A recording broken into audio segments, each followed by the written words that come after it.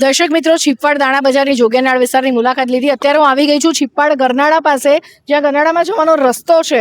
એ રસ્તો પણ આખો નીકળી ગયો છે. અને હું એક મહત્વની વાત કરીશ કે 10-15 દિવસ પહેલા અહીંયા જ્યારે છીપવાડ ગરનાળું બંધ હતું ત્યારે હું કવરેજ લેવા આવી અને માટી જે ધસી પડી હતી એ બતાવવામાં આવી હતી. વિડીયોમાં દ્રશ્યમાં બતાવ્યું હતું કે માટી ધસી પડી છે અને ગમે ત્યારે અહીંયાથી આ ભાગ તૂટી પડ્યું છે. અને અત્યારે આપ કેમેરામાં જોઈ શકો છો દ્રશ્યો કે ભાગ આખો પડી ગયો છે.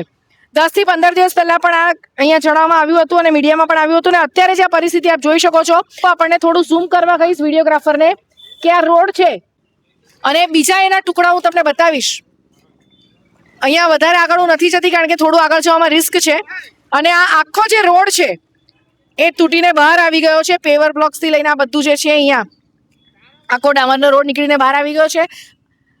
વલસાડના છીપવાડના એક સ્થાનિક રહેવાસી છે આપણી સાથે, ભાવેશભાઈને પૂછીશું. ભાવેશભાઈ, જણાવો શું કેવું છે આ પરિસ્થિતિ અંગે આપનું? બેન, ચોક્કસ આપણે આ તો કુદરતી આફત કહેવાય, પણ શું આ રીતના રોડ જો વ્યવસ્થિત પહેલેથી બનાવો તો આ પરિસ્થિતિ જ નહીં આવે. અને ઉપર સ્ટેટ હાઈવે પરથી જે આ ગાબડું પડી ગયું છે, મેં બતાવ્યું હતું અગાઉ તમે ચેનલમાં બતાવ્યું હતું, પણ આ લોકો કેવા છે, જાડી ચામડીના છે. તમે વારંવાર દિશાબેનના ન્યૂઝના દ્વારા તમે એમને પહેલાથી ચેતવો છો, પણ આ કોઈ સાંભળતું નથી. હાઈવે ઓથોરિટી બી નથી સાંભળતું, કોઈ જ નથી સાંભળતું. શું આ રસ્તાની પરિસ્થિતિ હવે હાલે આ રસ્તા જો કે રોડથી 2 ફૂટ અંદર બેસી ગયા છે, ખાડો થઈ ગયો છે. હવે જો આ પરિસ્થિતિમાં જો નહીં થાય પ્રોપર, તો આ તો જોડતો 56 ગામને જોડતો રોડ છે, તો શું પરિસ્થિતિ થાય?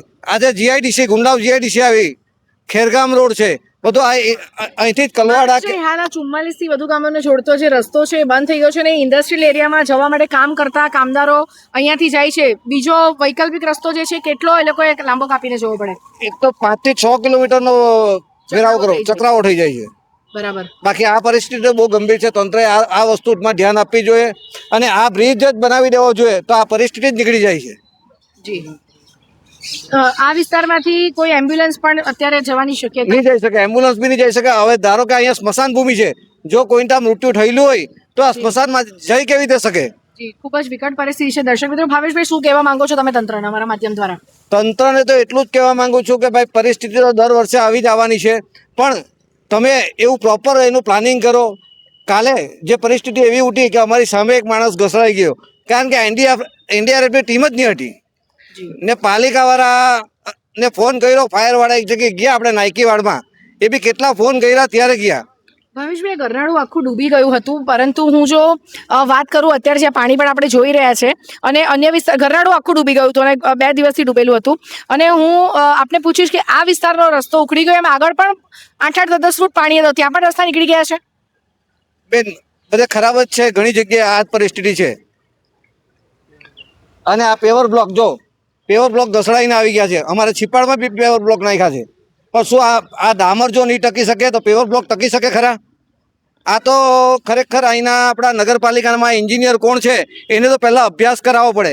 આ પેવર બ્લોક નાખવા પહેલાં એમણે જીએસબી નાખ્યું, જીએસબી નહીં હતું પણ એ પથરા હતા, ને પછી એમણે પાછા પેવર બ્લોક નાખ્યા. તો શું એ ફક્ત અમારા પાલિકાના લોકોના ટેક્સનો દુરુપયોગ કરે છે? જી, તો દર્શક મિત્રો, આ હતા ભાવેશભાઈ. અને જે મેં વાત કરી કે લગભગ કદાચ 10-15 દિવસ પહેલાં જ મેં દ્રશ્ય બતાવ્યા હતા, જ્યારે છીપવાડ ગરનાળામાં પાણી ભરાઈ ગયું હતું અને અવરજવર બંધ કરવામાં આવી હતી, ત્યારે એ દ્રશ્યો મેં બતાવ્યા હતા કે માટી કઈ રીતે ધસી પડી છે, તો પણ આના પર કોઈ કાર્યવાહી થઈ નહીં. અત્યારે પરિસ્થિતિ આપણે જોઈ શકો છો. નો ડાઉટ 1968 પછીની આ સૌથી મોટી રેલ હતી, પણ અત્યારે જે આ પરિસ્થિતિ છે, મેં તમને પહેલાં પણ બતાવ્યું, ફરી એકવાર આપણે જોશું અહીંયા કે જે આખો રસ્તો છે, આખો રસ્તો અહીંયા નીકળી ગયો છે. અને આ જે ગંભીર પરિસ્થિતિ છે, હવે અહીંયાથી એમ્બ્યુલન્સ પણ કદાચ ન જઈ શકે. અને કીધું કે અહીંયા સ્મશાન ભૂમિએ જો કદાચ કોઈને જવું હોય તો પણ કઈ રીતે જાય, કારણ કે આખો ચક્રાવો એમણે 4 થી 5 કિલોમીટરનો મારીને જવું પડે. ઈશાબેન, ઓલરેડી અમારે ત્યાં કાલે 2 જણા ઘસડાઈ ગયા પૂરમાં, એની બોડી બી મળી ગઈ છે. હવે ધારો કે અંતિમ યાત્રામાં લઈ જવું હોય તો અમારે ક્યાં જવાનું? જી, આ પરિસ્થિતિ છે અમારી. જી, ખૂબ જ વિકટ પરિસ્થિતિ છે, ગંભીર પરિસ્થિતિ છે. ત્યારે હવે તંત્ર આનો કઈ રીતે ઉકેલ લાવે છે, કેટલા દિવસમાં ઉકેલ લાવે છે, એ પણ આપણે જોવું રહ્યું. અને હવે અત્યારે આપણે જોઈ શકીએ છીએ કે આ લોકો પણ અહીંયાથી આવ્યા છે રસ્તો પાર કરવા માટે, પણ કોઈ ત્યાંથી હવે લોકોએ જવું પડશે પેવર બ્લોક પરથી ચડીને. ત્યારે તંત્ર વહેલેમાં વહેલી તકે આ જે છીપવાડ ગરનાળું છે અને આ જે સ્ટેટ હાઈવે ઉપરથી ખાસ જે જઈ રહ્યો છે એ પણ અહીંયા જોખમી છે, કારણ કે બાજુનો જે ભાગ છે એ ધસી પડ્યો છે. ત્યારે તંત્રને અહીંયાથી નમ્ર અપીલ છે કે વહેલામાં વહેલી તકે આ સમસ્યાનો ઉકેલ લાવે. દિશા દેસાઈ, દિશા ન્યૂઝ, વલસાડ.